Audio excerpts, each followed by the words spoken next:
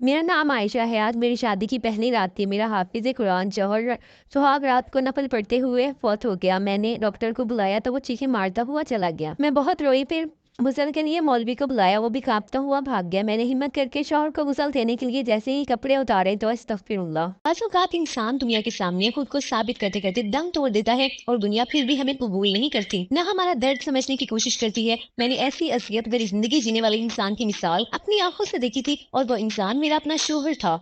मेरा नाम आयशा है। मेरी शादी हुई तो रुखसत होकर मैं और मेरा शौहर जिस घर में आए वो बहुत छोटा और गंदा सा था। मेरे शौहर के माँ-बाप नहीं थे और वो अपनी नानी के साथ रहता था, मगर कुछ अरसे से मेरा शौहर बिल्कुल अकेला रहता था। मेरे शौहर ने उस घर में आकर पहला जुमला यही बोला कि अब से हम दोनों का ये घर है। मैंने खुशी से असबाब में सर हिलाया। मुझे छोटे से घर से कोई फर्क नहीं पड़ता था, क्योंकि मेरा शौहर बहुत नेक और हाफिज़ कुरान था। मुझे अपना आप खुशकिस्मत लगा था कि मुझे इतना नेक इंसान मिला है। मैं कमरे में बैठी अपने शौहर का इंतजार कर रही थी जब वो वुज़ू करके कमरे में आया और बोला कि मैं नवाफिल अता करना चाहता हूँ। मैंने उसे इजाजत दे दी, बल्कि मुझे उसकी ये बात बहुत अच्छी लगी थी कि वो अपनी किसी भी खुशी में या जिंदगी के नए सफर में सबसे पहले अल्लाह को वक्त दे रहा था और अल्लाह का शुक्र अदा करना चाहता था। मगर मैं ये नहीं समझ पाई थी कि मेरा शौहर इतना अफसरदा क्यों लग रहा था। जब वो मुझे ब्याह कर लाया था तो बहुत खुश था, मगर अब उसकी आंखें भीग रही थी और उसका चेहरा भी उदास लग रहा था। मैंने सोचा कि जब मेरा शौहर नवाफिल पढ़कर हटेगा तो मैं उससे उसकी उदासी की वजह पूछूंगी। शायद वो अपने वालिदैन को याद कर रहा था या फिर कोई और वजह थी। मैं उसका गम बांटना चाहती थी, क्योंकि मैं खुद भी एक लावारिस लड़की थी जो यतीम खाने में पली बड़ी थी और फिर एक स्कूल में नौकरी करके हॉस्टल में शिफ्ट हो गई थी। मैं अपने शौहर से अपने स्कूल से मिली थी। वो कुरान की क्लास लेने आता था और सब उसे हाफिज साहब कहते थे। वो जवान लड़का था, मगर उसकी शराफत और नजर झुका कर रखने की आदत की वजह से सब स्कूल वाले उसे बहुत इज्जत देते थे। जब मुझे पता चला कि उसके आगे पीछे कोई नहीं है तो वो मुझे अपने जैसा तनहा इंसान ही लगा था। वो बहुत शरीफ इंसान था जो अपने काम से काम रखता था। मुझे भी अपने लिए एक ऐसे मर्द की तलाश थी जो मेरे साथ वफादारी से जिंदगी गुजारे, क्योंकि मिजाजन में भी मजहबी किस्म की लड़की थी। मैं बहुत खूबसूरत थी और हमेशा मैंने लोगों को अपनी तरफ माइल होते देखा था, मगर मुझे आजकल के दुनिया परस्त और लापरवाह लड़के अच्छे नहीं लगते थे, इसलिए मैं सबसे परहेज करती थी। मगर मुझे हाफिज साहब बहुत अच्छे लगे थे तो मैंने खुद उनसे शादी की बात की और साहब वही से बताया कि मैं एक लावारिस लड़की हूँ और यतीम खाने में पली बड़ी हूँ। मेरे आगे पीछे कोई नहीं है।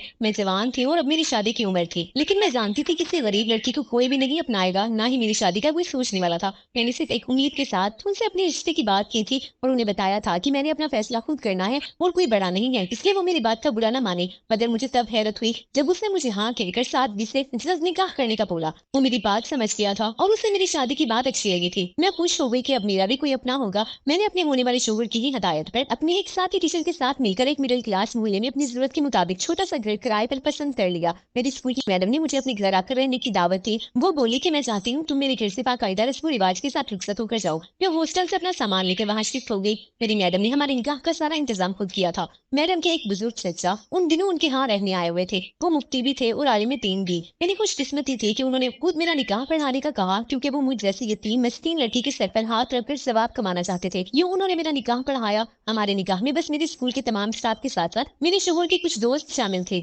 हमारा निकाह हुआ और मैं रुखसत होकर अपने शौहर के साथ उस छोटे से घर में आ गई थी। मैंने निकाह के बाद दिल में अहद कर लिया था कि मैं अपने शौहर की दुख सुख की साथी बनूंगी और अपनी जिम्मेदारियां पूरी ईमानदारी से निभाऊंगी, क्योंकि मैं सारी जिंदगी एक घर के लिए तरसती रही थी और मुझे अपनों की कमी ने बहुत रुलाया था और मेरे पास मेरा वाहिद अपना करीबी रिश्ता मेरे शौहर का था। इसलिए मैं अपने शौहर का इंतजार करने लगी कि वो नवाफिल पढ़कर फारिग हो तो उसकी उदासी की वजह पूछूं। मगर मैंने महसूस किया कि वो सजदे में जब से गया था उसने दोबारा सर नहीं उठाया था। मैं इस बात से घबरा गई और जब डरते डरते उठकर मैंने अपने शौहर को हिलाया तो एक तरफ लड़क गया। उसकी बेजान वजूद को देखकर मैं बेसाख्ता चीख पड़ी थी। मैंने समझा मेरा शौहर सिर्फ बेहोश हुआ होगा। मैंने पहले तो अपने शौहर को जगाने की बहुत कोशिश करती रही, उसे आवाजें देती रही। मैं कमजोर सी लड़की थी जो उस हालत को देखकर घबरा गई थी, इसलिए समझ नहीं पाई कि क्या करूं और क्या नहीं। रोते हुए मैंने अपना मोबाइल उठाया। जिस साथी टीचर ने मेरे साथ घर ढूंढा था उसका शौहर डॉक्टर था। मैंने उसी डॉक्टर को फोन करके अपने शौहर की हालत बताई और उससे जल्द अपने शौहर को भेजने की दरख्वास्त की। मैं बुरी तरह डरी हुई थी। मैंने अपने शौहर को खींचकर जैसे तैसे उस नमाज पर सीधा किया। उसी वक्त दरवाजे पर दस्तक होने लगी।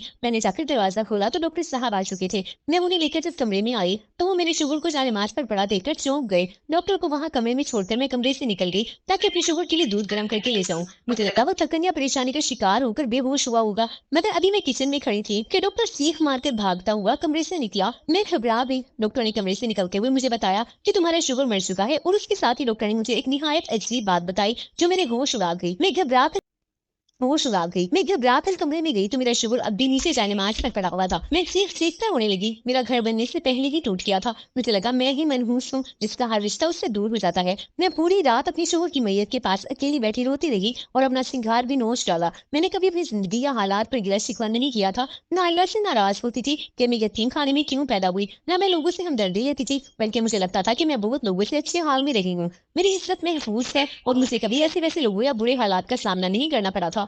मगर पहली बार आज मैं चीख कर रो रही थी। मेरा अपने शोहर से कोई बरसों पुराना रिश्ता या कोई दिल लगाव नहीं था, मगर वो मेरा शोहर बन चुका था और मेरे दिल में उसके एहतराम के साथ अनसफ भी पैदा हो गई थी। मगर किस्मत ने मेरे साथ बहुत बुरा खेल खेला था। अगर मेरे शोहर मेरी जिंदगी में कभी शामिल ना हुआ होता तो मुझे उसकी मौत का गम भी ना होता। वो मेरी जिंदगी में शामिल होकर मर गया था और मुझे लगा था कि मैं सारी जिंदगी इस दम को नहीं भुला सकती थी। मैं अकेले बैठकर रोती रही। जब सुबह का उजाला फैला तो फजर के लिए हर कोई जागने लगा। मैं अपने मरहूम शोहर के पास निढाल से बैठी थी। जब मैंने हल्की रोशनी फैलने पर इर्द गिर्द लोगों की आवाजें महसूस की, मगर किसी ने हमारे घर झांकने की कोशिश तक न की थी। न किसी को खबर हुई कि हमारे घर पर क्या क़यामत टूट चुकी थी। मुझे पहली बार ये ख्याल आया कि अल्लाह ने क्यों हम दोनों का नसीब जोड़ा था। मेरे नसीब में तो एक और गम लिखा था, मगर अल्लाह ने मेरे शोहर की मौत पर रोने वाला भी किसी को बनाना था, वो भी अकेला था। और अगर आज अकेला मरता तो शायद किसी को बिल्कुल खबर ही ना होती। अब तो उसकी मौत पर रोने के लिए मैं मौजूद थी। मैंने दिन निकलने पर खुद को संभाला। पहली फुर्सत में अपना उरूसी जोड़ा बदलकर सादा लिबास पहना और ऐसा करते हुए मेरा दिल अजियत से साकिन हो गया था और मैं एक बार फिर फूट फूट कर रो दी थी। मेरे चेहरे की रौनक एक ही रात में खत्म हो चुकी थी। मैं वीरान आंखों से अपने शोहर को देखने लगी। अब उसके आखिरी सफर की तैयारी मुझे ही करना थी। मैं कभी सोच भी नहीं सकती थी कि जिंदगी के इसी मोड़ पर मुझे किसी इंसान की ऐसी जिम्मेदारी उठाना पड़ेगी। मेरे दिल में बेसाख्ता ख्याल आने लगा कि काश मेरे शोहर की जगह मैं ही मर जाती तो आज मेरा कफन दफन मेरा मरहूम शोहर इज्जत से करता। अब तो ना जाने आगे जाकर मेरी जिंदगी कैसी होने वाली थी। मैंने घर से निकलकर मोहल्ले की एक छोटी सी मस्जिद ढूंढी। उस मस्जिद के दरवाजे पर एक बूढ़ा शख्स खड़ा हुआ था। मैंने उस बूढ़े से मस्जिद के इमाम के बारे में सवाल किया तो वो बूढ़ा बहुत अजीब सी बात बोला। उसने कहा कि इस मस्जिद का कोई इमाम नहीं है, हम चंद गिने चुने नमाजी हैं जो यहाँ आते हैं। हम में से जो भी नमाजी वक्त से पहले आ जाता है वही अजान दे देता है और वही इमामत भी करवा देता है। मैं उसकी बात पर हैरान रह गई कि ऐसा कैसे हो सकता है किसी मस्जिद का कोई रखवाला या इमाम ना हो। मेरी हैरत पर उस बूढ़े ने बताया कि इस मोहल्ले में सब लोग गरीब हैं और कुछ लापरवाह भी। इमाम मस्जिद को कोई भी खाना या पैसा नहीं देता, इसलिए अब इस मस्जिद का कोई इमाम नहीं है। फिर कुछ रुक कर वो बूढ़ा बोला कि कुछ रोज पहले एक जवान लड़का यहाँ आया था और उसने हमसे कहा था कि वो जल्द इस मोहल्ले में शिफ्ट हो जाएगा और इस मस्जिद की जिम्मेदारी वो उठा लेगा। वो लड़का हाफिज़ कुरान था और उसने एक बार इमामत भी करवाई। अब हम उसका इंतजार कर रही है, मगर वो उस रोज के बाद लौटा ही नहीं। मुझे उस बूढ़े की बात से महसूस हुआ कि वो मेरे शोहर की बात कर रहा है। उसने जो हुलिया बताया वो मेरे शोहर का ही था। मैं भी साफ्ता रोने लगी। मैंने रोते हुए उस बूढ़े से कहा कि शायद जिस खाने वाले नई इमाम साहब की वो बात कर रहा है वो मेरा शोहर है और वो कल रात मेरे साथ यहाँ आया था, मगर उसकी रात को ही नमाज़ें पढ़ते हुए मौत माकिया हो गई, जिसकी वजह से वो मस्जिद में नहीं आ सका। और बूढ़ा ये बात सुनकर अफसोस से सर हिलाने लगा। मैं और किसी को नहीं जानती थी, इसलिए उस बूढ़े से दरखास्त की कि वो मेरे शोहर को गुस्सा दे दे। मेरी दरखास्त पर वो बूढ़ा मान गया और मेरे साथ चल पड़ा। मैंने घर जाकर पैसे उठाए ताकि मैं अपने शोहर के लिए कफन खरीद सकूं। उसी बूढ़े की मदद से पहले मैंने बाजार से कफन दफन का साजो सामान ढूंढा और अपनी जमा पूंजी से गुस्ल के लिए हर जरूरत की शय ले ली। हम घर आए तो मैं उस बूढ़े को अपने कमरे में ले गई। मैंने उसे कहा कि मैं इसमें पानी भर दूंगी, इसलिए वो मेरे शोहर को यहाँ पर गुस्ल दे दी। मैं उस दौरान साथ साथ अपनी जानने वाले करीबी टीचर्स को फोन भी करती रही थी कि इस मौके पर कोई तो मेरे साथ खड़ा हो, मगर किसी ने फोन नहीं उठाया। मैं जानती थी इतवार के अलावा हर दिन का पहला हिस्सा हम टीचर्स का स्कूल में मसरूफ गुजरता था और फिर हमारे स्कूल का एक निहायत सख्त उसूल था कि पढ़ाने के दौरान हम मोबाइल का इस्तेमाल नहीं कर सकती थी। जो ऐसा करती उसे नौकरी से हटा दिया जाता था और नौकरी सबको अजीज थी, इसलिए मैडम की बात मानती थी। मैं उस वक्त इतनी घबराई और गमगीन थी कि सब जानते हुए भी कोशिश करती रही कि शायद कोई मेरा फोन उठा ले, मगर मैं नाकाम रही थी। अभी मैं उस बूढ़े को पानी देकर कमरे से निकली ही थी कि बूढ़े की चीख सुनाई दी। मैं भागी भागी कमरे में गई तो वो खौफजदा सा मेरे शोहर को देख रहा था। मुझे देखते ही वो बोला कि वो मेरे शोहर को बिल्कुल गुस्सा नहीं दे सकता, मैं कोई और इंतजाम करूं। मैं उस बूढ़े की बात पर घबरा कर रोने लगी और उस बूढ़े की मिन्नतें करने लगी कि वो मेरी मदद करे, क्योंकि मैं अकेली औरत साथ गुस्सा देने वाला मर्द कहाँ से ढूंढती, जबकि मैं किसी को जानती भी नहीं थी। मगर मेरे रोने और मिन्नतें करने पर भी उस बूढ़े ने मुझे साफ इनकार कर दिया और बिल्कुल वही बात दोहराई जो रात के वक्त मेरे शोहर का चेकअप करते हुए डॉक्टर ने की थी। मैं हैरत से खड़ी थी कि आखिर ये सब क्या हो रहा था। वो बूढ़ा भी घर से निकल कर चला गया। मैं हैरान परेशान सी बैठी थी। उस डॉक्टर और बूढ़े की अजीब सी बात पर मुझे बिल्कुल यकीन नहीं था, मगर दो अलग अलग अफराद ने एक ही बात की थी, इसलिए शक की कोई गुंजाइश भी बाकी नहीं रहती थी। मुझे ये परेशानी होने लगी कि अगर ऐसे ही चलता रहा तो मेरे शोहर को गुस्सा कौन देगा और मैं कैसे उसकी जनाजे का बंदोबस्त करूंगी। मुझे अपने शोहर पर तरस आने लगा जिसके साथ ऐसा हो रहा था। कोई भी उसकी मदद करने को तैयार न था। मैंने रोते हुए दिल में आज़म किया कि मैं इस आखिरी फर्ज को भी खुद निभाऊंगी और अपने शोहर को गुस्सा दूंगी। मुझे गुस्सा देना बिल्कुल नहीं आता था, न ही मैं ये जानती थी कि कोई औरत अपने शोहर को गुस्सा दे सकती है या नहीं, मगर मैं उस वक्त सिर्फ अपने शोहर की मदद करना चाहती थी। मैं उसे इस दुनिया में आखिरी लम्हों में यूं लावारिस और अकेला नहीं छोड़ सकती थी। मैं उसी वक्त वक्त कमरे में गई। बूढ़े की मेहरबानी से सारा सामान और पानी तैयार हो चुका था। अब सिर्फ मुझे गुस्ल देना था। मैंने आगे बढ़कर जब अपने मरहूम शोहर के जिस्म से कपड़ा हटाया तो मेरे रोंगटे खड़े हो गई। मैं पटी पटी आंखों से उसे देखती बेदम होकर पीछे को गिर गई और मेरी हालत इतनी खराब होने लगी कि मेरे लिए जमीन से उठना भी मुश्किल हो गया। मैंने अपनी जिंदगी में कभी ऐसा मंजर नहीं देखा था। मैं अपने चेहरे पर हाथ रखती फिर से रोने लगी। मेरा दूसरा लम्हा मेरी जिंदगी को मुश्किल तरीन करता जा रहा था और मेरी अजियत में इजाफा होता जा रहा था। न जाने कितनी देर तक मैं वहाँ बैठ कर रोती रही। मुझे होश तब आया जब मेरे मोबाइल पर मुसलसल कॉल्स आने लगी। मैंने रोते हुए उठकर मोबाइल फोन उठाया तो वहाँ उन सब टीचर्स की कॉल थी जिनको मैं फोन पर फोन करती रही थी। मैंने वक्त देखा तो घड़ी में 2 बज रहे थे। वक्त तेजी से गुजर रहा था मगर मुझे वक्त भी ऐसा लगा जैसे मैं 1 साल से उस अजियत में मुब्तला बैठी हूँ और मेरा गम अब मुझसे बर्दाश्त नहीं हो रहा था। ऊपर से जो नया मसला खड़ा हो चुका था उसके बाद कोई मेरे शोहर को गुस्सा न देता और मैं अपने शोहर को देखने के बाद अभी तक होश में ही नहीं आ रही थी कि खुद उठकर गुस्सा देती। मैंने फिर से एक टीचर की कॉल अटेंड करके मोबाइल कान से लगाया और रोते हुए बोली कि मिस मेरे शोहर की मौत हो गई है। खुदा के लिए मुझे सहारे की जरूरत है और मैं इस वक्त बिल्कुल अकेली हूँ और बहुत बड़ी अजियत का शिकार हूँ। मैं एक ही सांस में रोती चली गई थी। वो टीचर मेरी बात सुनकर वो खिला गई और अफसोस से बोली कि ये कैसे हुआ, अभी कल ही तो तुम्हारी शादी हुई थी पर तुम्हारा शोहर बिल्कुल ठीक था। वो मुझसे अफसोस का इजहार करने लगी और फिर मुझे तसल्ली देती हुई बोली कि मैं अभी स्कूल में ही हूँ और मेरे साथ बाकी सब टीचर्स भी मौजूद हैं क्योंकि आज एक बहुत जरूरी मीटिंग थी जिसकी वजह से छुट्टी के बाद भी सबको रुकना पड़ा। मैं सबको बताती हूँ हम थोड़ी ही देर में तुम्हारे घर पहुंच जाएंगे। उस टीचर की बात से मुझे कतरे ठार्स मिली थी। घर का पता वही टीचर जानती थी जिसका शोहर डॉक्टर था, इसलिए उन्हें आने में कोई मसला न था। मैंने उठकर आंखें बंद करके जैसे तैसे अपनी मरहूम शोहर की वजूद पर चादर फैला दी और टीचर्स का इंतजाम करने लगी। तो वक्त मेरे लिए क़यामत जैसा था। मुझे याद आया कि मैंने अगले रोज पहले से ही घर पर सबकी दावत करने का सोच लिया था और अपने शोहर से भी मशवरा किया था। हमारा हल्का ये बाप बहुत बड़ा नहीं था, इसलिए मैंने अपने जानने वालों को घर पर ही वलीमा देने का सोचा था। मगर इससे पहले ही मेरे शोहर दुनिया से चले गए। मैं अपनी शादी का सोच सोच कर रोने लगी। अपने हॉस्टल से सामान उठाकर लाते हुए मैं बहुत खुश थी और सबसे मिलकर अपनी शादी का बताया था और कहा था कि मैं अपने घर में रहूंगी। मगर इस घर में शायद मेरा बस इतना ही वक्त निकला था। मैं अपनी जिंदगी के बारे में सोच सोच कर दुख से रो रही थी। जब मेरी सब दोस्त से पहुंच गई मैं सबको देखकर बेसाख्ता ऊंची आवाज में रो पड़ी।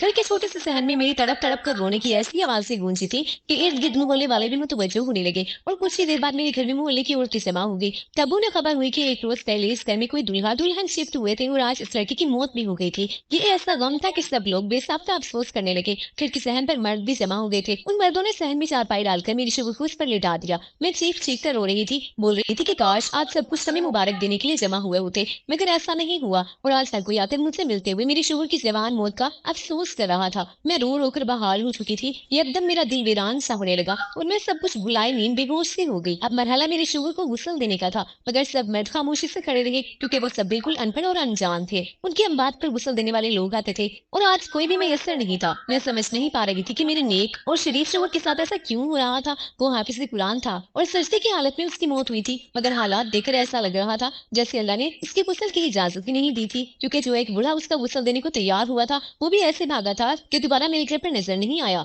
दिन ढल रहा था और लोग आहिस्ता से सरगोशियां करते हुए सहन में बैठे इंतजार कर रहे थे कि अब मेरे शोहर का क्या होगा, कौन इसे गुस्ल देगा और कब इसका जनाजा होगा। फिर मैडम भी मेरे घर आई हुई थी। वो सारी बात जानकर मेरे पास आई और बोली कि मेरे चचा अभी मेरे घर पर मौजूद है। मैं उनका नाम नहीं ले रही थी क्योंकि उनकी तबीयत बहुत खराब थी, मगर अब मैं मजीद ये बात नजरअंदाज नहीं कर सकती। मरहूम हाफिज साहब का गुस्ल और कफन दफन करना भी जरूरी है। तुम फिक्र मत करो, मैं जाकर अपनी चचा को खुद गाड़ी में ले आती हूँ। मैडम की बात पर मैं उनकी शुक्रगुजार होने लगी। बाकी मेरा दिल बुरी तरह घबरा रहा था कि शायद मेरा मरहूम शोहर ऐसे ही पड़ा रहेगा मगर उसे जनाजा या गुस्ल नसीब नहीं होगा। मैं रोते हुए दिल में अल्लाह से दुआ करने लगी अब मेरे शोहर की मुश्किल आसान हो जाए और इससे इस वक्त अपने घर में जाकर सोना नसीब होगा। मैडम कुछ देर बाद लौटे तो उनके साथ उनके चचा मौजूद थे। उस बुजुर्ग ने सबको हटाकर अकेले में मेरे शोहर को गुस्ल दिया था और तब कोई भी मसला दरपेश नहीं आया। गुस्ल के बाद उसी बुजुर्ग ने नमाज जनाजा पढ़ाई और शाम के वक्त मेरे मरहूम शोहर को आकर दफना दिया था। मेरे गम से निढाल हुई पड़ी थी। ये मेरी जिंदगी का पहला रिश्ता था जिससे मैंने महसूस किया था और खुद जोड़ा था, मगर वो रिश्ता भी मुझसे छिन चुका था।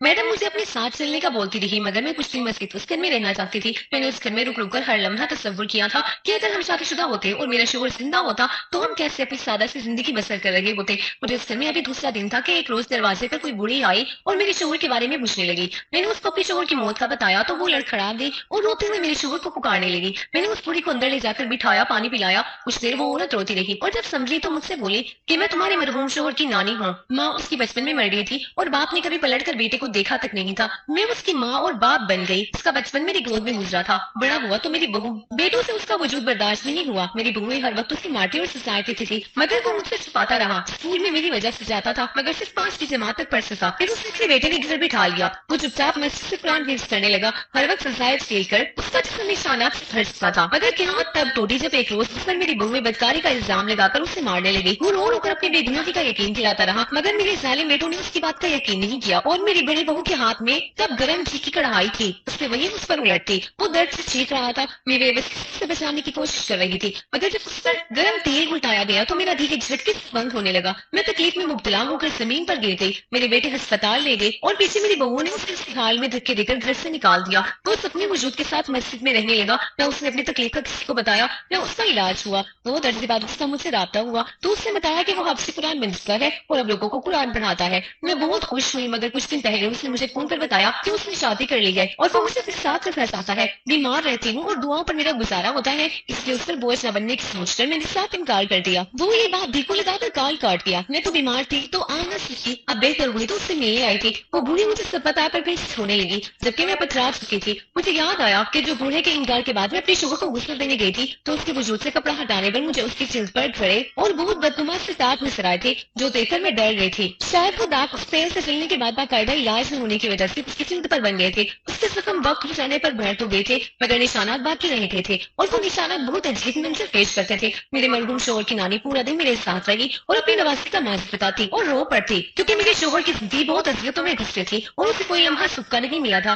بوڑھی نانی شام کے وقت واپس گئی تو میں اداس اکیلی بیٹھی رہی تھی۔ کچھ دن بعد میری میڈم نے پھر سے مجھے اسکول آنے کا کہا اور مجھے بتایا کہ وہ مجھے جلد ہی اپنے پاس رکھنا چاہتی ہے۔ میں نے ان کی بات مان لی۔ جب ان کے گھر گئی تو مجھے پتا چلا کہ انہوں نے میرے لیے رشتہ ڈھونڈا تھا۔ میں نے صاف انکار کر دیا کہ میں شادی بالکل نہیں کروں گی۔ جب اس سلسلے میں میڈم کے چچا مفتی صاحب نے مجھ سے بات کی تو مجھے یکدم ڈاکٹر اور اس بوڑھے کی کہی بات یاد آئی، اور میں نے مفتی صاحب سے کی بس بارے میں پوچھ لیا کہ وہ دونوں مجھ سے بولے تھے کہ میرے شوہر کے جسم سے کپڑا ہٹانے کی کوشش کی تو ان دونوں کے ہاتھ جیسے انجانی طاقت سے چکر لیے اور ان کے ہاتھ میں درد سے اٹھا تھا۔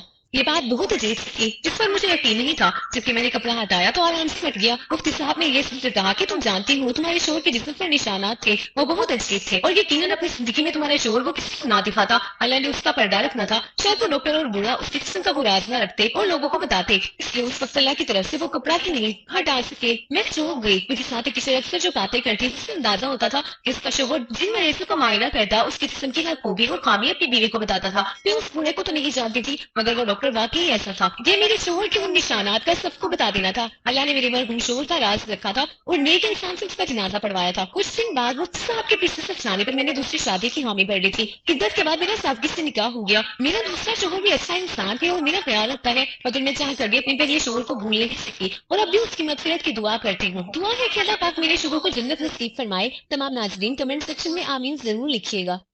میرا نام شازیہ ہے اور میں اپنے گھر